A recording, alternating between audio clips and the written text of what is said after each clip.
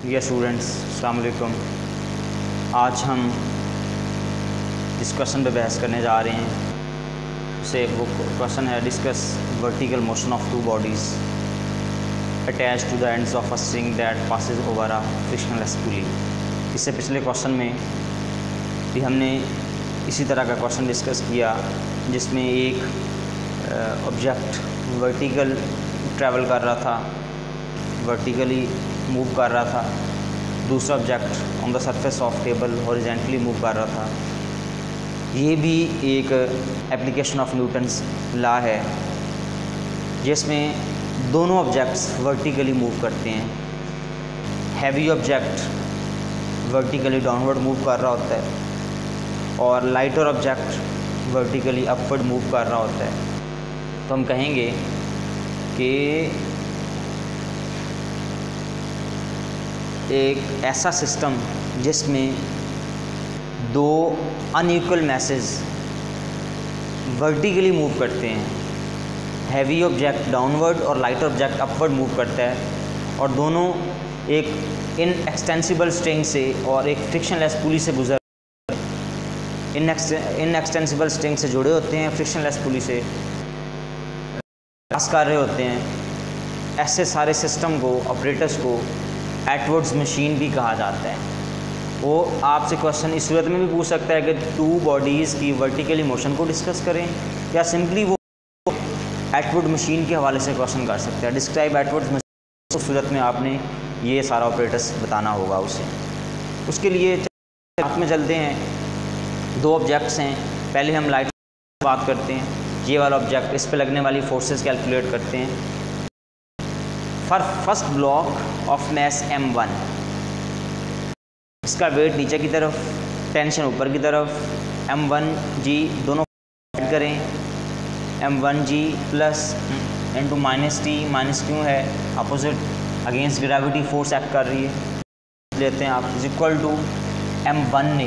इस ऑब्जेक्ट का एक्सेलरेशन जो है वो ये ऊपर की तरफ स्ट्रिंग की वजह से ऊपर मूव कर रहा है जो कि अगेंस्ट ग्रेविटी है, तो यहाँ पे माइनस आ रहा है। इसको थोड़ा सिंप्लीफाई करें, m1g माइनस m1 ने माइनस ख़त्म कर दें इसको, तो ये साइन चेंज हो जाएंगे, ये बन जाएगा t minus m1g is equal to m1a। This is called equation number 1, the final equation of first block. For second block m2g, ये वाली फोर्स माइनस अपर, दोनों फोर्सेस के ऐड कर रहे हैं ना। m2g ये एक डाउनवर्ड फोर्स है, दूसरी अपवर्ड फोर्स है, दोनों की डायरेक्शन अगेंस्ट है, इस वजह से यहाँ पे माइनस आता है। m2g minus T is equal to m2a, ये डाउनवर्ड जा रहा है, एक्सेलरेशन इसका in the direction of gravity है और उसको हम पॉजिटिव ले रहे हैं, m2a। This is called equation number 2। दोनों इक्वेशंस को आपने ऐड करना है, लेफ्ट साइड लेफ्ट में ऐड होनी है। t minus m1g is added into m2g, m2g is equal to m1a plus 2a।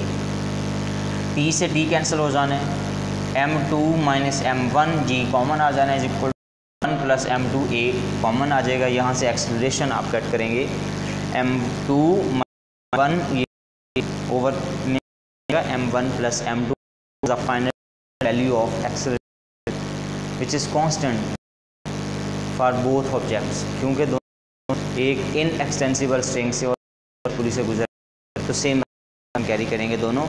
Value ये है, वो आपसे एक्सेलरेशन भी पूछ सकते हैं कि find out the acceleration of the two bodies attached with the inextensible over a frictionless pulley. उस सूरत में आपने यहाँ तक जाना होगा। इस सूरत में हमने टेंशन फाइंड आउट करनी है जो कि थ्रू आउट पूरे ऑपरेटर्स में वो क्या होगी।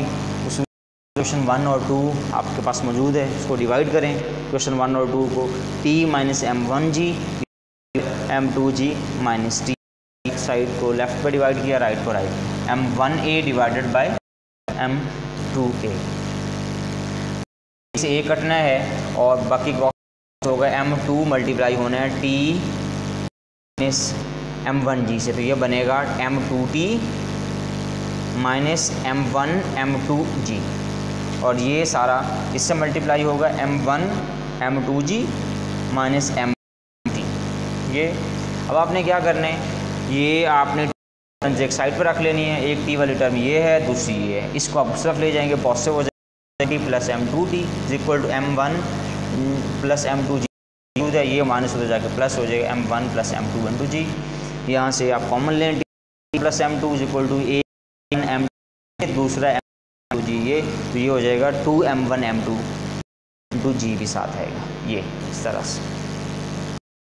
तो यहाँ से टी आप निकाल लेंगे, ये टर्म उधर जाकर डिवाइड हो जाएगी 2m1 m2 over m1 plus m2 into G. This is final value of tension in the string due to two objects moving vertically. Thank you. Allah Hafiz.